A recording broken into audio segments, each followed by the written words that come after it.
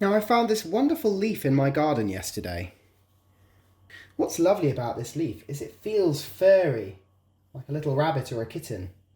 And if you look closely, you can actually see it's covered with a very, very fine wool or a fine set of hairs. Now, the hairs on this plant give it an extraordinary property, which I'll show you. If you add some water to the top leaf of the plant,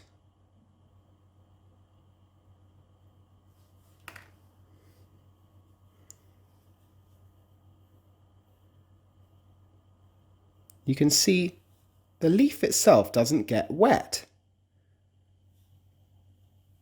It resists the water, and the water just runs around on the leaf like in little beads. It's quite fascinating to play with.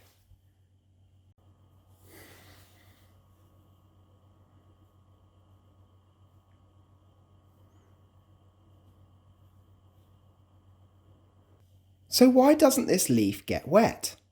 Well, it's a property called hydrophobia.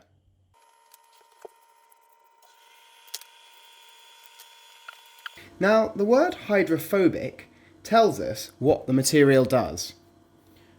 Hydro is to do with water.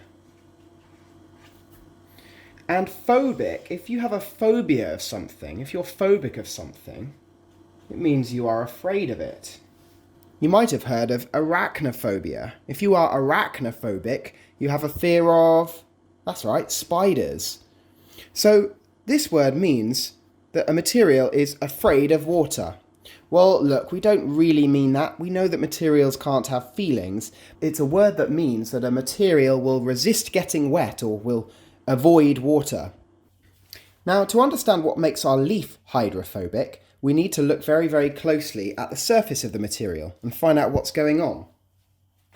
And we find that if we look really, really closely, we find that this leaf is covered with thousands and thousands and thousands of tiny hairs. And that's what gives this leaf a sort of fuzzy appearance. It feels a bit like a fuzzy animal as well. If we look at the hairs side on, we can see what happens when a water droplet lands on this leaf. Instead of landing on the surface of the leaf, it actually floats on these hairs.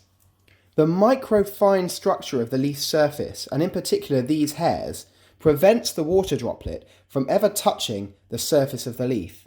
Instead, it sits on these hairs, and it doesn't like to stick to any of these hairs, so it sort of rolls around on them, a little bit like a marble on a flat surface. And the leaf never gets wet. So why has the leaf evolved this amazing coating of hairs? Well, it makes sense if you think about it. When it's growing on the plant, the leaf would be up at a slight angle like this, and the base of the plant and the roots would be here. Let's put a little dish there to represent the roots of the plant. Now, as the rain falls on the leaf, you can see what happens is the water is channeled down towards the roots. So every single leaf on this plant is like an amazing funnel, and it's channeling any raindrops that land on the plant towards the centre where the roots are, where it can be used by the plant to drink.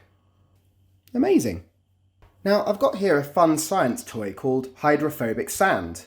Well, we already found out what hydrophobic means, so this is sand that will have the same properties as the leaf I found in the garden. Now, this stuff looks just like normal coloured sand, but when you place it in some water, watch what happens. It forms a sort of paste, and it can be pushed around and moulded underwater. A bit like normal wet sand.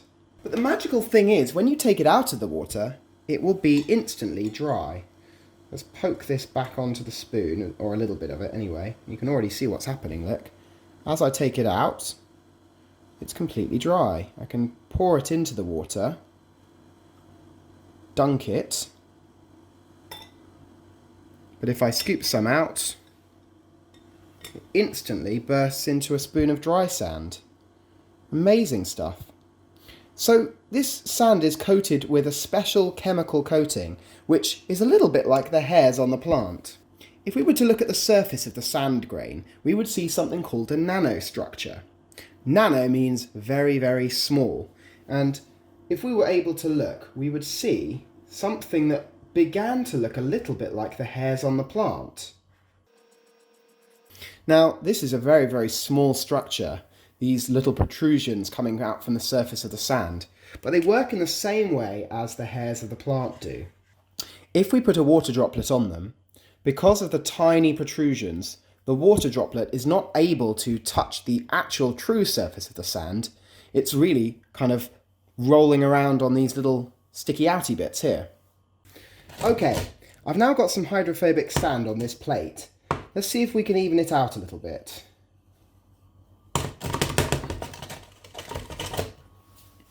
Now, this plate is covered with a hydrophobic substance. It looks a little bit like the leaf I found in my garden. If we were to look at it with a microscope, we'd see a similar kind of structure. And as you can see, as I put little balls of water on here, little droplets, they don't have anything they can stick to. That was a cool one. And so they stay as droplets. Now, if I give this a wobble, you can see an amazing movement there. And as the droplets roll off of the hydrophobic surface, they can finally get the plate wet. So when they get to the edge, they turn into what you would recognise as a sort of a fairly normal water droplet.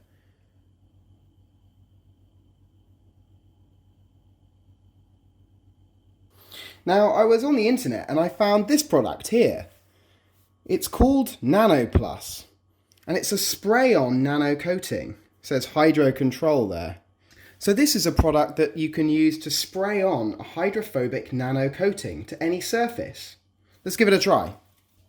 I've got here a piece of black material.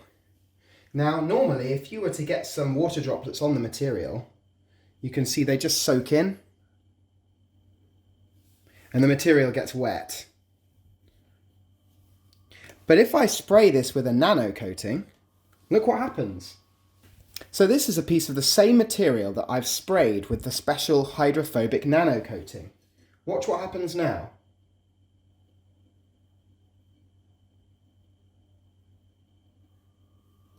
It behaves in just the same way as the leaf did. And my droplet of water refuses to soak in, it just rolls around. It's amazing. So there you go. A special nano coating spray, which does exactly the same as nature does in my plant. So why not search your garden for some hairy plants? If you find one like this, with the hairs on, you might be able to have a go yourself. It's amazing how many plants have this amazing feature. Alternatively, you could buy some nano spray, and then you could have some hydrophobic material of your very own. Thanks for watching.